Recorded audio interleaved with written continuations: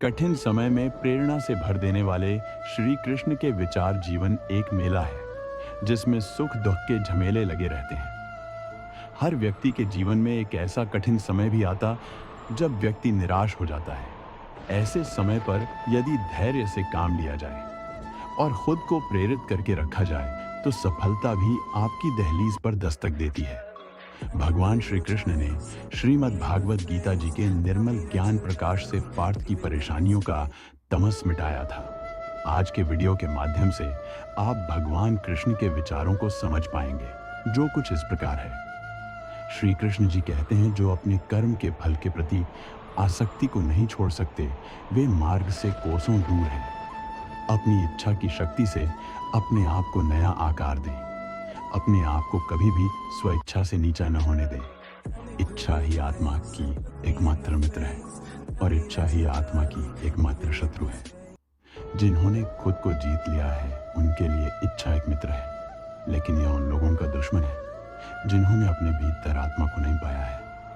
कोई भी जो अच्छा काम करता है उसका कभी भी बुरा अंत नहीं होगा, न तो यहाँ और न ही आने वाले युग में। व्यक्ति जो चाहे बन सकता है यदि वह विश्वास के साथ इच्छित वस्तु पर लगातार चिंतन करे। जैसे वो मेरे पास आते हैं वैसे ही मैं उन्हें ग्रहण करता हूँ। सभी पथ पार्थ मानव को मेरी ओर ले आते हैं। इंद्रियों से मिलने वाला सुख पहले तो अमृत जैसा लगता है, लेकिन अंत में यह विष के समान कड़वा होता है।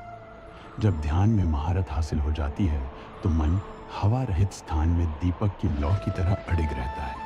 हे अर्जुन, तीनों लोकों में मेरे पाने के लिए कुछ भी नहीं है और नहीं कुछ ऐसा है जो मेरे पास नहीं है। मैं अभिनय करना जारी रखता हूँ, लेकिन मैं अपनी किसी जरूरत से प्रेरित नहीं हूँ।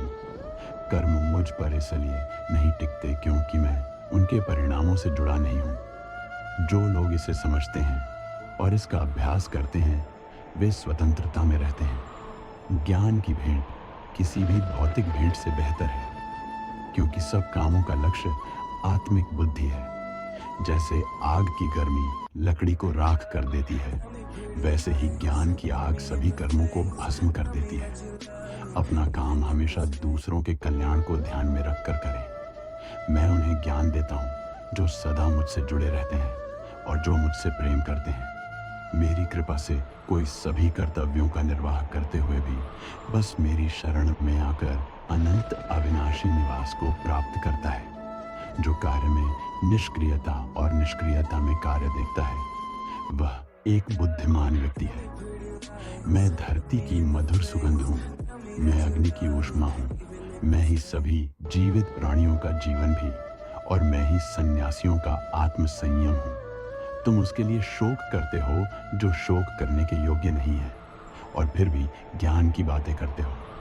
बुद्धिमान व्यक्ति ना जीवित और ना ही मृत व्यक्ति के लिए शोक करते हैं। बुद्धिमान व्यक्ति को समाज कल्याण के लिए बिना आसक्ति के काम करना चाहिए। कर्म मुझे बांधता नहीं, क्योंकि मुझे कर्म के प्रतिफल की कोई इच्छा नहीं।